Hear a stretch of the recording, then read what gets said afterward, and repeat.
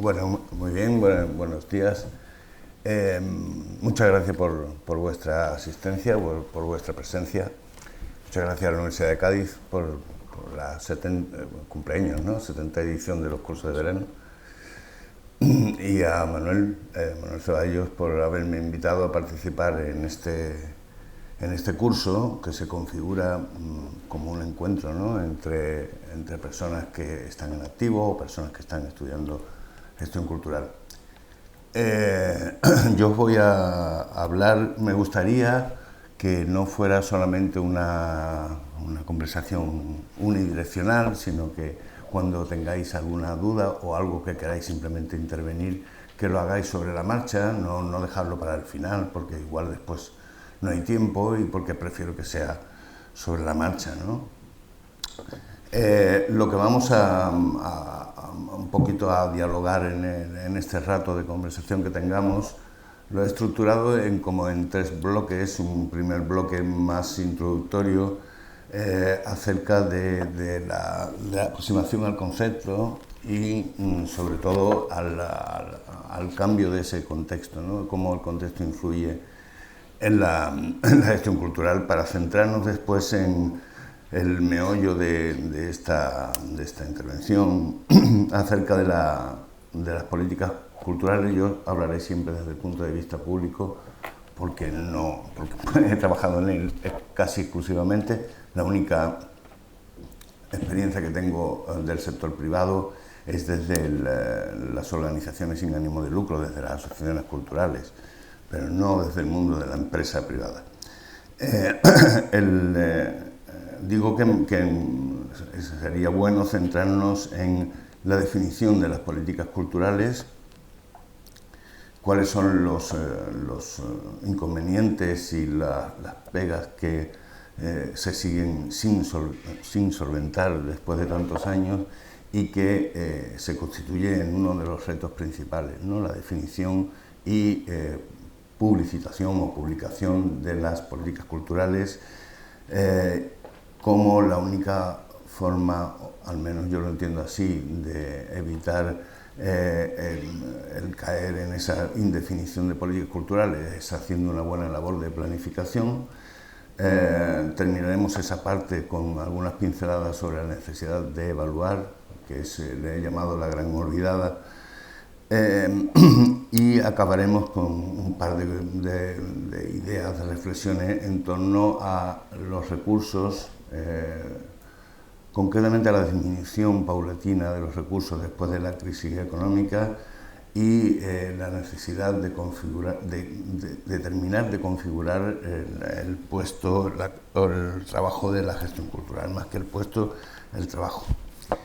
Bueno, una breve pincelada sobre el concepto de cultura.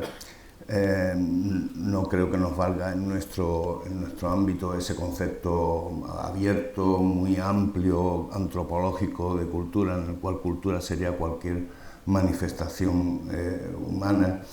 Y bueno, ante esa necesidad de restringir el concepto, pues nos quedamos con... Iré dando algunas pinceladas sobre bibliografía a lo largo de la presentación, lo veréis. González Quirós, hace nada menos que pues casi 20 años, desde el 2003, 16 años ya, el Estado asume he puesto aquí 3 planos de responsabilidad, garantes como... Un plano sería el plano del Estado como garante del Estado en su amplio sentido, garante y gestores de la memoria y de la identidad. Tiene la responsabilidad de promocionar el crecimiento cultural de los ciudadanos y también un sistema de garantizar un sistema de mínimos en la gestión del patrimonio, de la promoción y de los medios de comunicación. Vamos a ir un poco rápido en esta parte introductoria para centrarnos en lo que hemos dicho anteriormente, pero estaría bien reconocer de dónde partimos, ¿no? De esa experiencia con la animación sociocultural que nace en los años 60, pero se extiende por los años 70, y el paulatino aumento de público poco a poco se va descentralizando la cultura, sobre todo en los años 80 a partir de la transición, y ese aumento de público, la descentralización de la cultura y la diversificación de los gustos y necesidades que se aprecia en esos años. Y el término gestión cultural, que aparece a partir de los años 90, en la necesidad de equilibrar lo que se quería hacer, la intencionalidad de la acción cultural, con un equilibrio con respecto a los recursos humanos necesarios para ello. En los años 80 había muy poca planificación y muy poca gestión y muchísimo voluntarismo, ¿no? Muchísimas ganas de hacer cosas después de muchísimas décadas prácticamente sin haber una cultura proyectada desde lo privado en cuanto a las asociaciones, el momento de la eclosión del asociacionismo, pero también desde lo público. Y este concepto de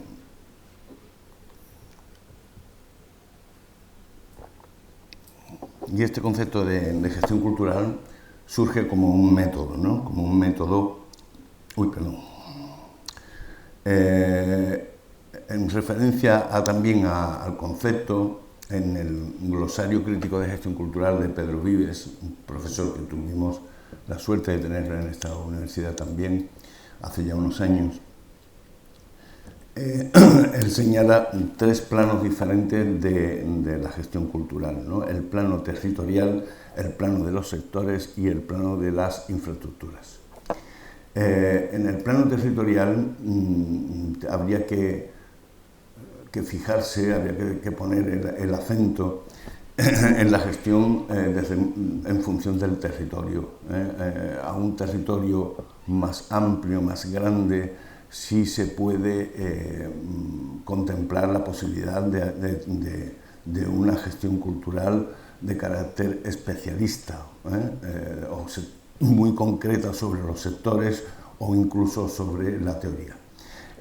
A un nivel mucho más cercano al ciudadano, como es la gestión municipalista, que está más apegada a las demandas de las personas, de los vecinos, pues el concepto de gestión cultural es mucho más de carácter general, no especialista, sino generalista.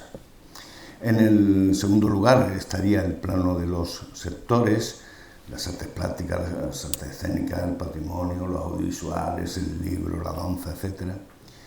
Y que se mueven en 2 sentidos, en 2 dinámicas, la dinámica de la promoción y de la producción. Y en tercer lugar, para completar estos planos que podrían definir, según Pedro Vives, la gestión cultural, tendríamos un acercamiento a lo que es la gestión de la infraestructura, la gestión de los espacios. Esos espacios pueden ser desde un centro de proximidad, desde una casa de la cultura, al Gran Teatro Falla. Es decir, es la gestión de las infraestructuras tanto a nivel de programación como de equipamiento, como de necesidades, personal, etc. Vamos muy brevemente, pero vamos a referenciar un poquito.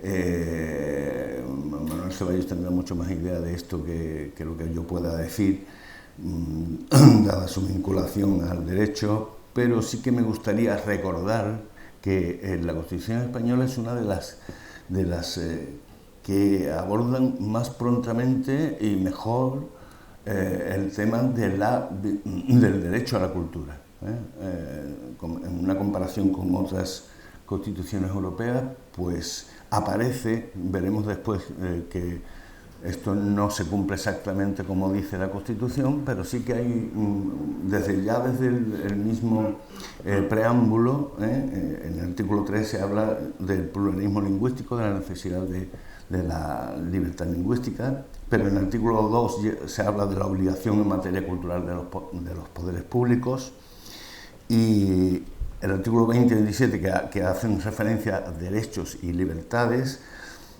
y la prestación de servicios culturales en el 44 para pasar en el 148 y 149 a algo muy importante que nos ha afectado mucho en los últimos 30-40 años, que es las competencias que se distribuyen entre las competencias del Estado central, de las autonomías y de la administración local.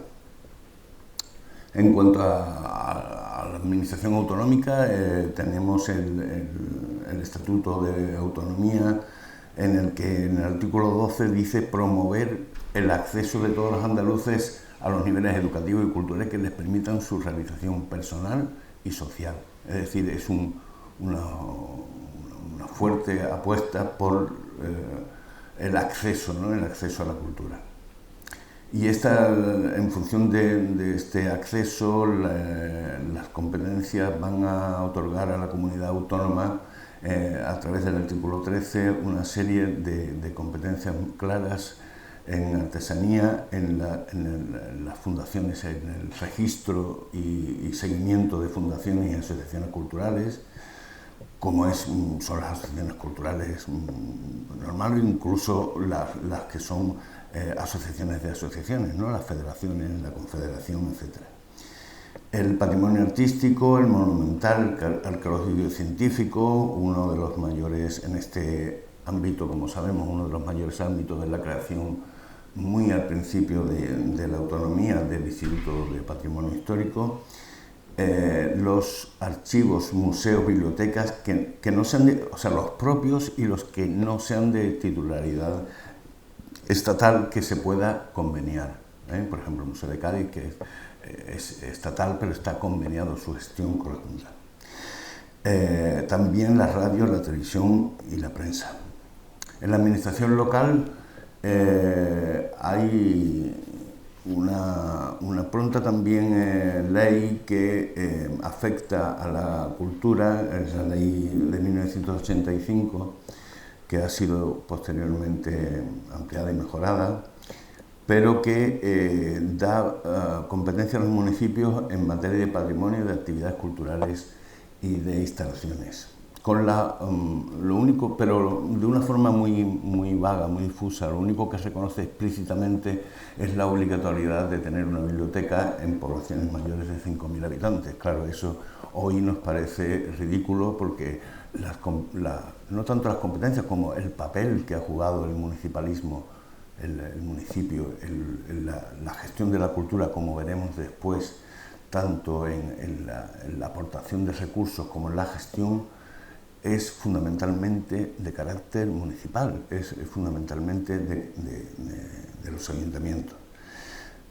La referencia que hace esta ley a las diputaciones en materia de cultura es asegurar un equilibrio entre los ayuntamientos. De hecho, las competencias del asesoramiento, de la ayuda de las diputaciones con los ayuntamientos se circunscribe a los menores de 20.000 habitantes, precisamente para compensar ese menor nivel de ingresos que tienen los pueblos pequeños, ¿no?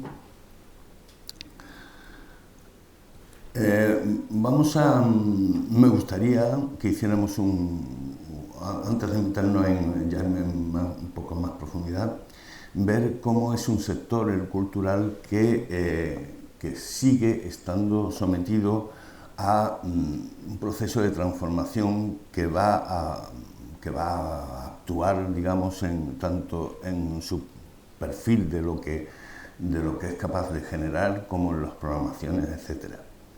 Y me gustaría señalar que es un sector en constante transformación, no solamente por el conocido fenómeno de la globalización, que aporta sus grandes dosis de incertidumbre, sino que la cultura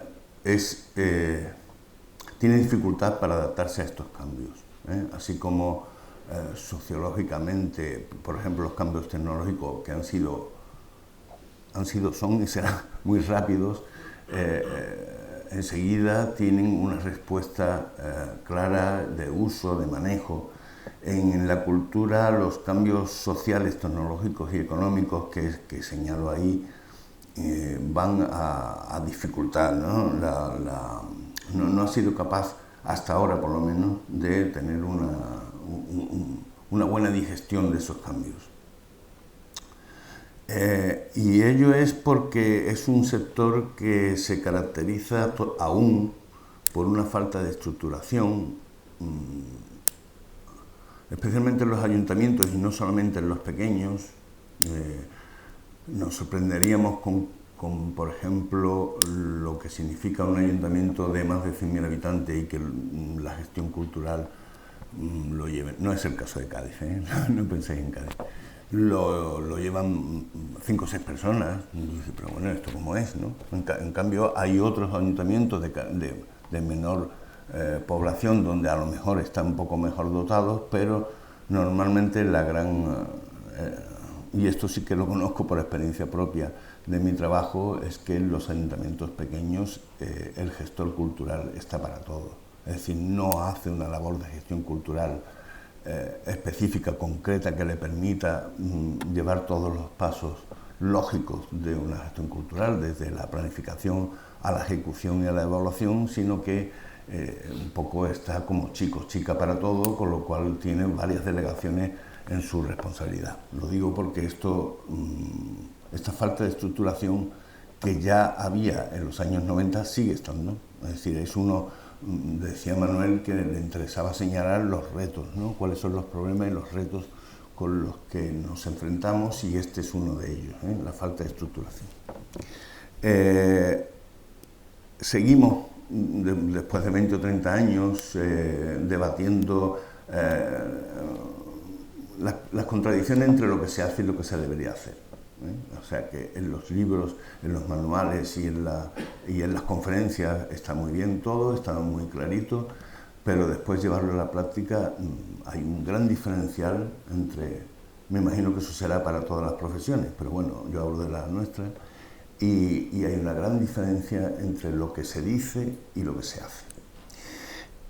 Y esto obedece por la propia naturaleza de la cultura, debido a la diversidad de realidades con las que nos encontramos, ¿no? Estamos desde el puro consumo de las industrias culturales, le hace, por ejemplo, ya los discos menos, pero le hace las ediciones o el marketing asociado, el merchandising asociado a los conciertos, por ejemplo, desde ahí a la pura filantropía. O sea que nos movemos en unas realidades que son bien diferentes. Y también siguen persistiendo en estos años el debate entre la finalidad social de la cultura, la eficacia de las acciones culturales y el mercado de trabajo. Y bueno, aterrizamos sobre uno de los puntos que me gustaba más destacar, que es la definición de las políticas culturales. ¿Qué hay que hacer en cultura? En mi caso me circunscribo a los entes públicos, a la administración pública. Y nos ayuda mucho a entender, en español solamente hay una palabra que es política cultural, pero si ese término lo vemos en el idioma inglés, tenemos 2 palabras que hacen referencia, pero que no es lo mismo. Politic como lucha por el poder, como enfrentamiento o diálogo o discusión o lucha por alcanzar el poder, y policy, que es la acción de gobierno, que es la política en cuanto a qué es lo que se pretende hacer. Esa distinción que hacen los anglosajones no la tenemos en español, y es bastante clarificador, ¿no? Que la diferencia, separar un poco la diferencia del uno y lo otro. El problema de las políticas culturales es que los contenidos, dice, se ofertan y demandan programas y equipamientos con contenidos que no suelen justificar sus valores culturales, económicos y sociales. No se concreta el por qué se realiza y a qué público se dirige. Y no está muy clara la idoneidad de los programas. Y ello simplemente se podría solucionar con hacerse las típicas preguntas que provienen desde la época de la animación sociocultural y que, sobre todo, por ejemplo, la segunda que se señala ahí, ¿por qué hacer esto y no hacerlo? El programa debería responder, la política cultural debería responder a un programa político, a unos servicios públicos básicos y a unos sectores culturales que tengan una demanda definida, que se apoyen en una parte de la población, en un sector que le apoye. En general, la política cultural designa el conjunto de intervenciones realizadas por el Estado y por las instituciones civiles y tiene como objeto el asumir los desajustes precisamente porque es público. Si fuera privado, esos desajustes no serían una prioridad, pero desde el punto de vista público la finalidad principal es eliminar o tratar de limar esos desajustes entre el sector y la sociedad. Puesto que un sector cultural no puede regirse únicamente por la lógica del mercado, que podríamos definir el término político cultural como un conjunto estructurado de intervenciones conscientes de uno o varios organismos públicos en la vida cultural. Es una definición bastante sencilla, pero que sirve. ¿Y cuál es el problema de las políticas culturales? Fundamentalmente, dice Albert de Gregorio, hace ya bastantes años, 16 años ya, los problemas de la política cultural derivan, en primer lugar, del déficit en el análisis de la realidad cultural y de la falta de definición de políticas públicas. Es decir, no se analiza el territorio y por tanto no se descubren, no se investigan cuáles serían las necesidades reales de ese territorio. Y añado yo, y de su publicación.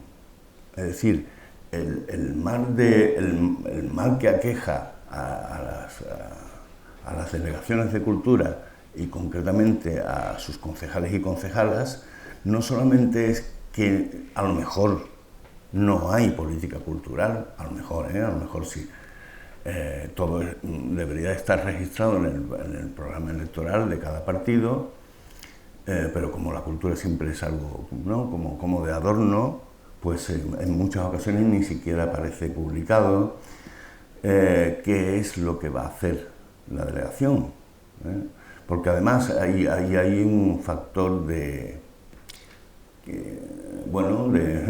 casi manipulación, ¿no? Si no lo publico, puedo ir bandeando la acción cultural de lo que voy a hacer sin necesidad de justificar lo que previamente había publicado o dicho.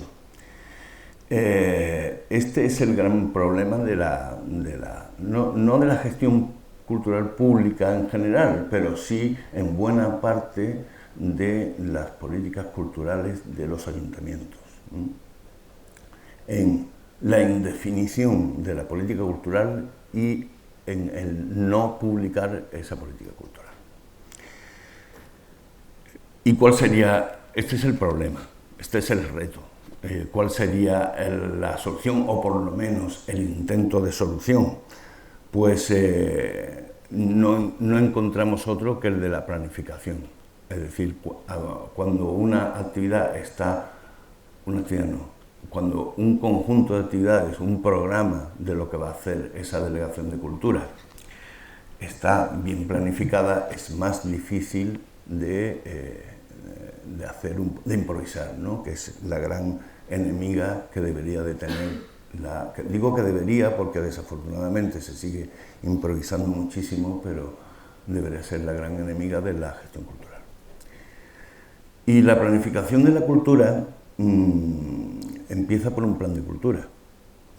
Os he puesto ahí una reproducción del plan de cultura de Navarra por salirnos de nuestro entorno más inmediato. El Ayuntamiento de Cádiz hizo un plan director de cultura el año pasado del otro, y la Diputación de Cádiz se aprobó en el 2010 su plan de cultura de la provincia, pero os he puesto ahí uno porque es el más reciente, es el plan de cultura de Navarra, está previsto para el 2017-2023, es decir, se acaba de poner, como quien dice, en marcha, y tiene una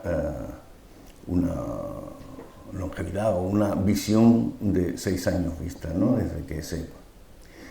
Y habría que preguntarse, bueno, ¿y esta planificación qué pretende? Pues pretende conocer la realidad, no mucho, es lo primero y nada menos.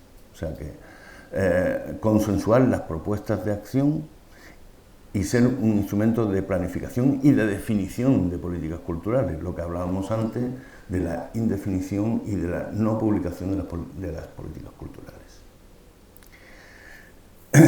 Veremos después cómo conocer la realidad es más amplio y menos hecho de lo que normalmente se hace.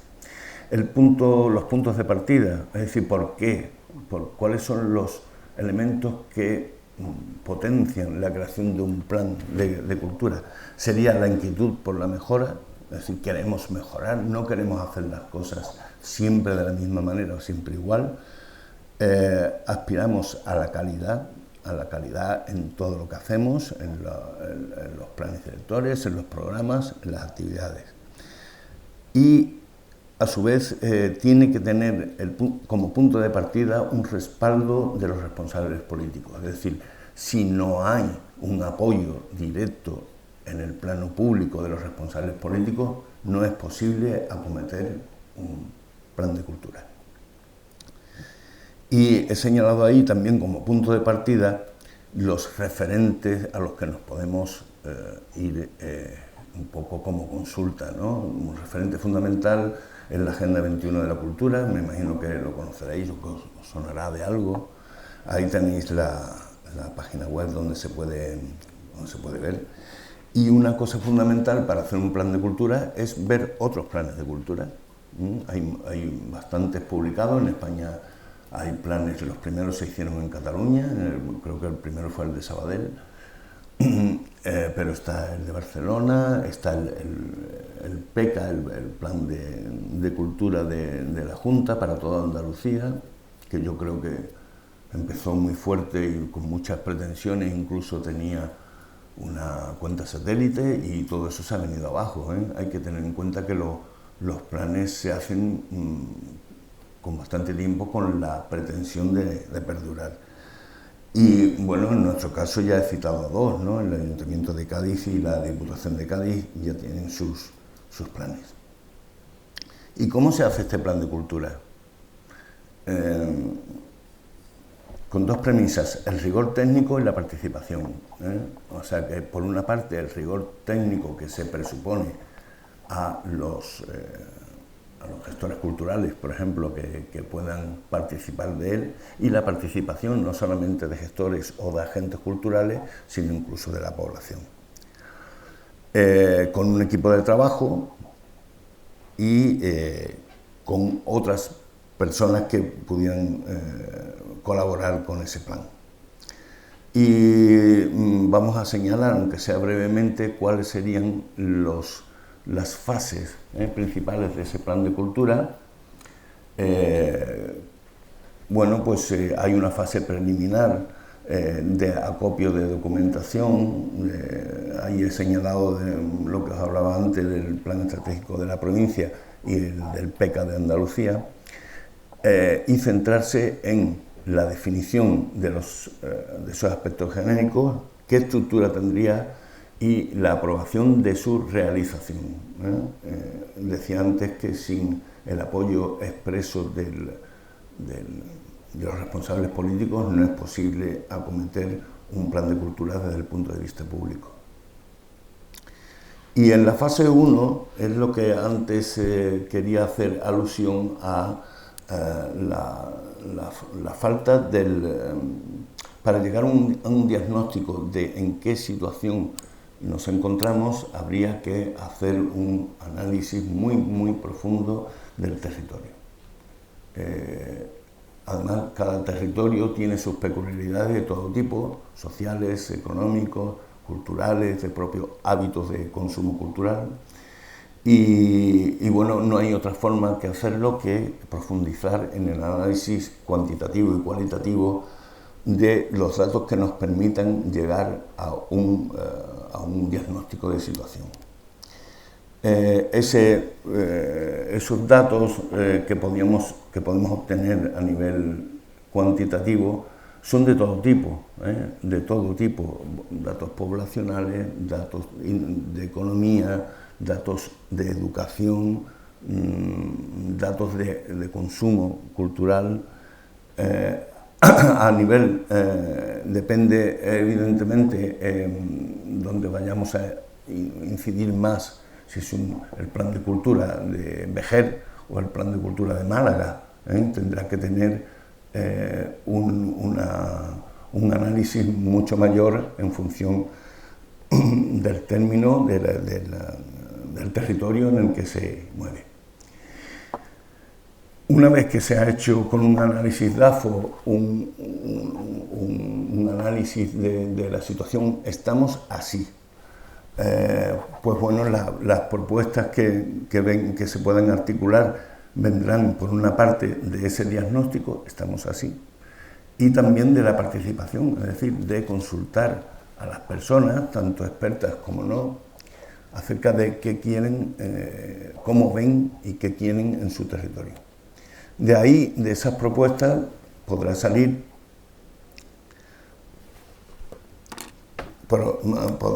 una definición de los ejes estratégicos, es decir, hacia qué líneas se va a actuar, una definición de los objetivos generales y objetivos ya más específicos, para la definición de las actuaciones concretas. Y hay una palabra que figurará en las demás fases, que es la que está bajo comunicación. Es muy importante que cuando se plantee la realización de un plan funcione muy bien la comunicación. Y esa comunicación es desde el principio. El ayuntamiento va a acometer la planificación de su cultura y para ello quiere contar ¿con quién? Pues con expertos, con agentes culturales, con la población interesada, representantes de asociaciones, etc. Pero es muy importante comunicar qué se va a hacer y qué se está haciendo, ¿no?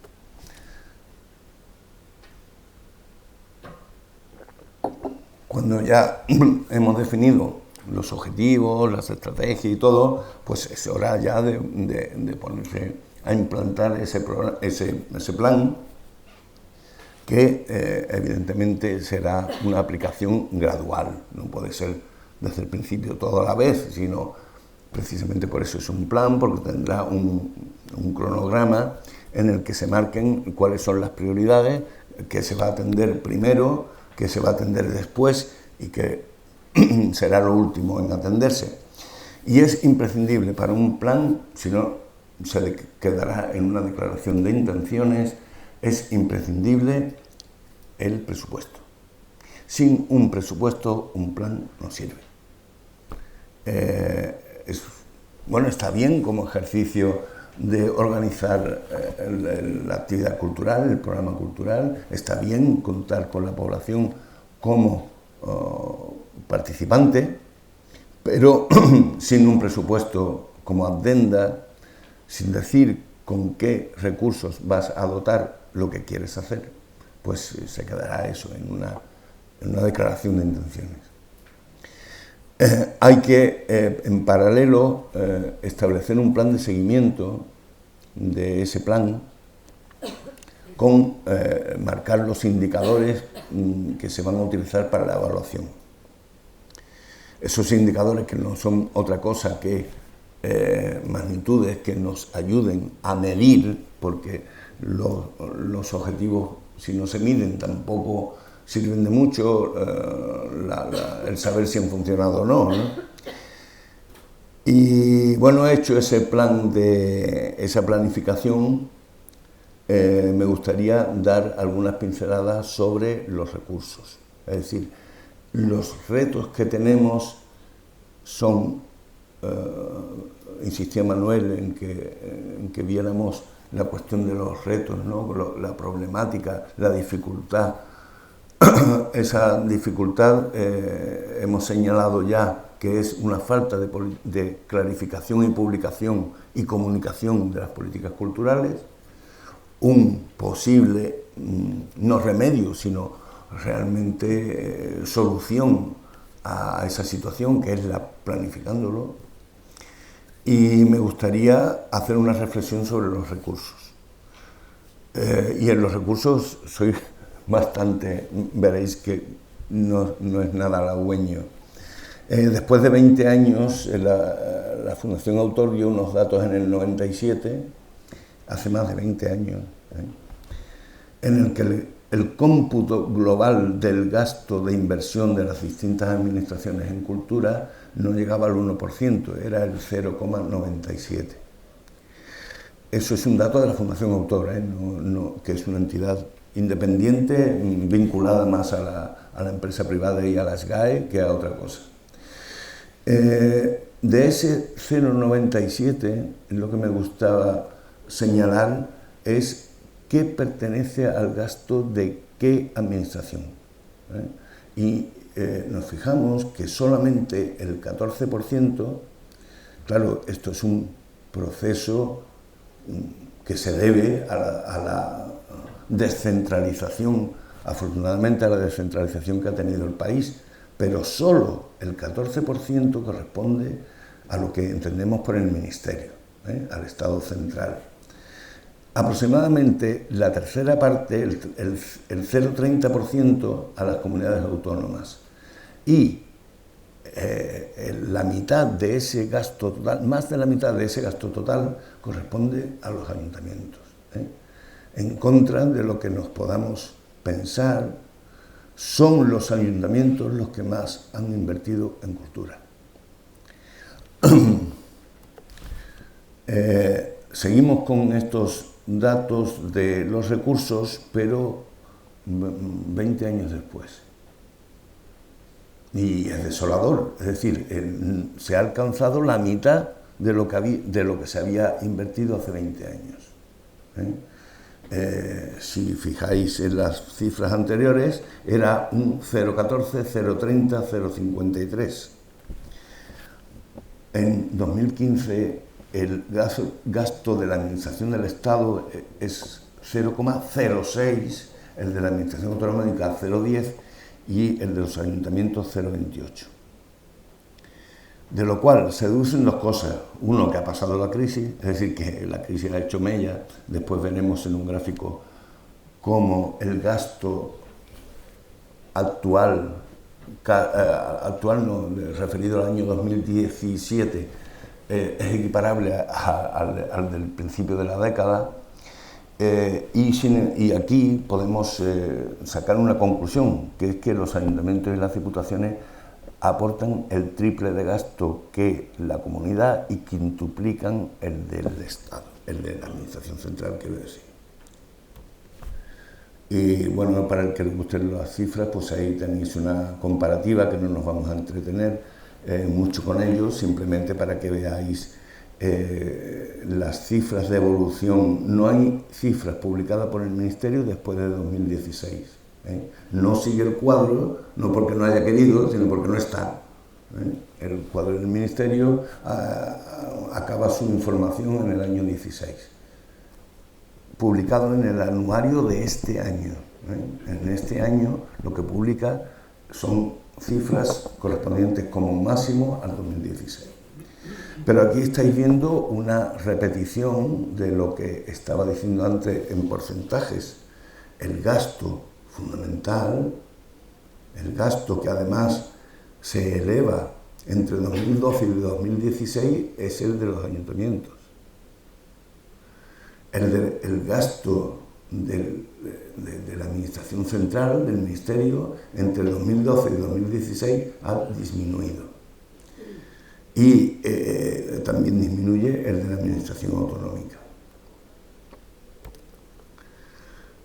En porcentaje de gasto liquidado, también os he traído una evolución de ese gasto y también fijaros en la última cifra, valores medios por habitante. ¿Cuánto gasta el Estado por cada habitante? Son datos oficiales, datos del Ministerio.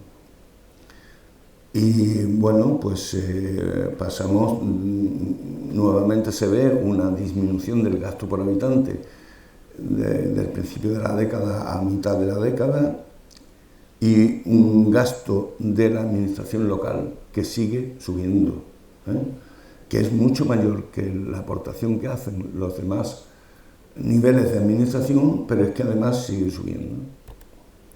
Aquí lo tenéis de una forma más gráfica. El de la derecha es la aportación que hacen las diputaciones o su equivalente en las islas, que son los consejos de los cabildos, y que supone aproximadamente 400 y pico millones de euros en el año 2015. Esta es la gráfica que hacía referencia antes, que es el gasto liquidado en cultura por la administración local, es decir, la suma de ayuntamientos más diputaciones. Y veis ahí una curva muy clara de la crisis entre el año 2010 y el año 2013, que empieza a remontarse a partir del año 2015. Sigo insistiendo en que no hay más datos por parte del Ministerio para el año 17 y 18.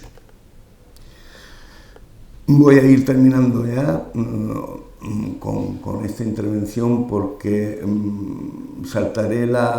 me gustaría hacer una nota de atención sobre la necesidad de evaluar. No nos vamos a detener, tenía aquí previsto para mucho más tiempo, pero como me han advertido que hay que acortar un poco, pues no nos vamos a detener, pero sí que me gustaría hacer un llamado, como dicen los latinoamericanos, de atención sobre la necesidad de evaluar lo que hacemos. Y esa evaluación se hace con criterio, con unos instrumentos que se llaman indicadores y clarificando muy bien los tipos de evaluación. Hay 4 evaluaciones fundamentales que podemos distinguir. La evaluación inicial, que tiene que ver con el análisis y el estudio del territorio. Después de estudiar el territorio, lo que habíamos pensado hacer, no deberíamos hacer. Eso sería la evaluación inicial, o al revés. Después de estudiar el territorio, nos damos cuenta, detectamos de que hay estas necesidades culturales. Vamos a hacer proyectos que sean idóneos a esas necesidades. La evaluación que más se suele usar, que es la de resultados, ahora veremos qué clase de evaluación es esa. La evaluación del proceso, que es tan importante como la de resultados, cómo se hacen las cosas, cuál es el proceso organizativo que debemos evaluar para darnos cuenta de errores y aciertos. Y la evaluación de impacto, que mide el futuro, que mide la perspectiva del futuro. Leemos textualmente: con las exigencias y a veces el ritmo frenético que imponen los procesos de trabajo, es tentador pasar de un proyecto a otro sin detenerse a reflexionar de forma crítica sobre los proyectos terminados. Pero, sin embargo, el análisis de los proyectos terminados que funcionaron y los que no puede proporcionar una información muy valiosa para abordar futuros proyectos. Es la única forma que tenemos de mejorar. En este análisis no debería de afectar solamente al diseño del programa, sino también a los sistemas a la sostenibilidad de los programas y a sus costes.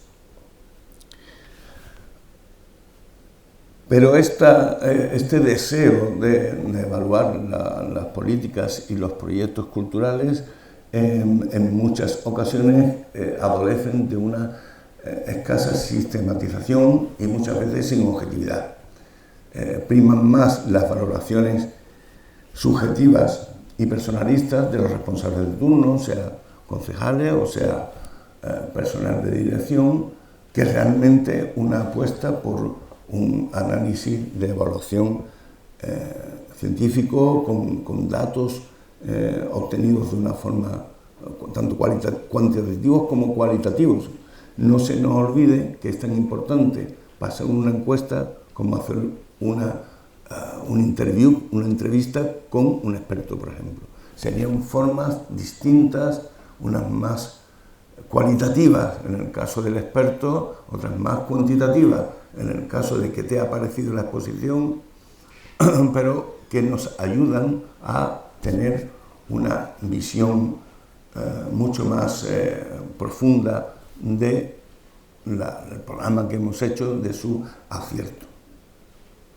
No, decía antes que no me voy a detener demasiado porque os recomiendo este libro que tenéis ahí a la izquierda. Es un libro ya que tiene muchos años, de David Rosselló, pero por cierto hay un magnífico manual publicado por el Proyecto Atalaya, y que lo tenéis en la web del Proyecto Atalaya, donde se recogen muchísimos capítulos de la gestión cultural, entre ellos la evaluación. Pero bueno, yo como aprendí con este libro, pues os lo transmito porque es muy bueno, está muy clarito, muy bien razonado y muy bien explicado, donde se hace una exhaustiva comentario sobre lo que está ahí escrito, ¿no? La idoneidad, los criterios de idoneidad, de eficacia, de eficiencia y de prospectiva, que corresponden a los tipos de evaluación que hemos señalado al principio. Antes de hacer o no hacer algo, pues la evaluación inicial obedece al criterio de idoneidad. El de resultados, pues nos dará la eficacia. El del proceso, cómo lo hemos hecho, de qué forma, si es eficiente. Y el impacto a largo plazo nos dará con el criterio de la perspectiva. Bueno, no decía que traía más cosas por si teníais interés, pero vamos a ir reduciendo y acabando con esto. Algo tan importante como las personas. Hemos hablado de un marco referencial jurídico, hemos hablado de la necesidad de definir las políticas culturales, de cómo la planificación podría ser uno de los instrumentos para clarificar esas políticas y para publicitarlas, y de la necesidad, hemos señalado que sin recursos, no solamente dinerarios, sino de recursos infraestructurales, de espacios, de medios, no es posible hacer la cultura. Y hemos hablado de la necesidad de evaluar, de saber si lo que hacemos es adecuado o no solamente a los expertos y a los gestores, sino sobre todo a la población. Si estamos haciendo lo que realmente esa población demanda, si correspondemos con sus deseos, si estamos ofreciendo programas, proyectos que sean de interés a la población. Pero todo eso lo hacen personas. Y es una sencilla ecuación que une la aptitud con la actitud. Este pequeño grafiquito sacado aleatoriamente de internet me llamó la atención porque con conocimientos, habilidades y experiencia unido a una actitud proactiva basada en una voluntad de hacer las cosas, con una motivación de hacerlas bien y con un compromiso con el territorio en el que se actúa, uniéndolo todo, pues nos dará un capital humano competente que también está sometido a eso que decimos al principio, esa reflexión que hacíamos al principio, de que la cultura es algo cambiante, muy afectado por los nuevos tiempos, por las nuevas necesidades. Habíamos señalado al principio esa distinción entre el gestor cultural que se preocupa de un gran territorio y por tanto tiene que ser de alguna forma especialista de un sector o especialista de un tipo de equipamiento o especialista de la planificación, de ese gestor cultural más próximo, más cercano, que es el municipalista generalmente, que es de carácter generalista, es decir, que no tiene que ser especialista en ninguno de los ámbitos en los que se maneja la programación cultural, pero sí debe de tener un conocimiento suficiente como para no perderse en aguas pantanosas. Y haría se me está acabando la voz, haría un llamamiento también a la necesidad de trabajar en equipo. Es muy tentador el yo me lo guiso, yo me lo como, pero no es nada recomendable. Hay un refrán que dicen que 8 ojos ven más que 2, ¿no? Es bueno trabajar en cultura en equipo. Y si ese equipo es interdisciplinar, mejor todavía. Es decir, está muy bien que el que diseña el programa sea un gestor cultural, con mucha experiencia, con cierto conocimiento, no solamente económico, sino, como hemos visto, tiene que tener en cuenta el marco jurídico, tiene que tener un conocimiento de los hábitos de la población, pero es muy importante, o al menos yo lo considero así, que tenga en cuenta la opinión del instalador, del montador, del conserje, O sea que cuanto más amplio es el equipo de trabajo, mejor. Esto exige lo pongo ahí abajo, una mentalidad que habría que cambiar. Seguimos 30 años después apegados al yo, mi puesto, mi programa, mi actividad, y habría que hacer muchísimo más partícipe a la población y muchísimo más partícipe a otros sectores de trabajo que nos pueden ayudar. De ahí la necesidad de ser, no sé si estáis de acuerdo, pero yo os lo expongo como mi opinión. Y es muy importante, lo digo desde el conocimiento, llevo muchos años dando cursos y seminarios sobre gestión cultural, es muy importante la formación. Es muy importante para todo aquel que se dedique a esta profesión.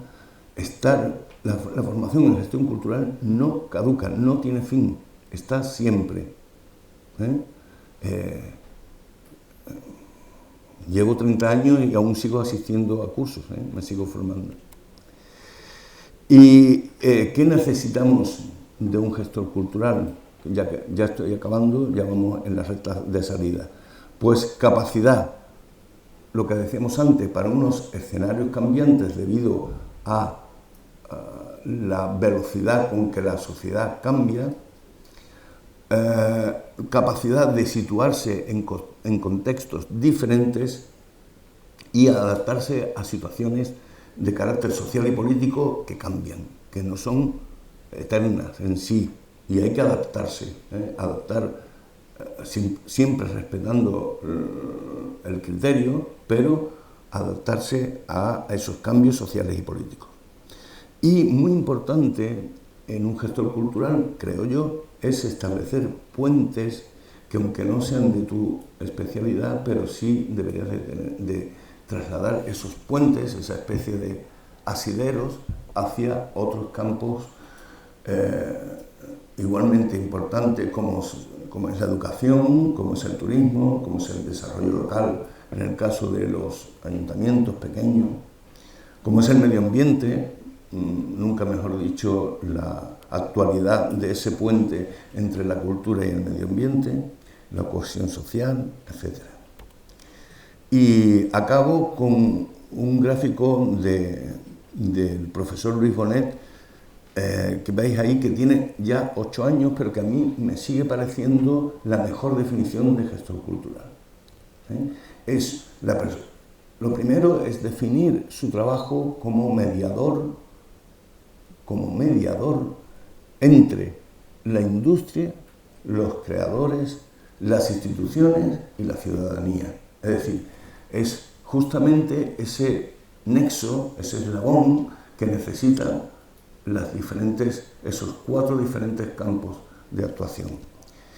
Y de una forma gráfica, lo tenéis ahí, viene a decir lo mismo, pero de una forma gráfica, el gestor cultural estaría en medio, vinculándose a la vez a los creadores, a los consumidores, a los ciudadanos, con 3 diferentes estrategias, estrategias de audiencias para el público consumidor, para estrategia participativa para la ciudadanía y la creativa para los creadores.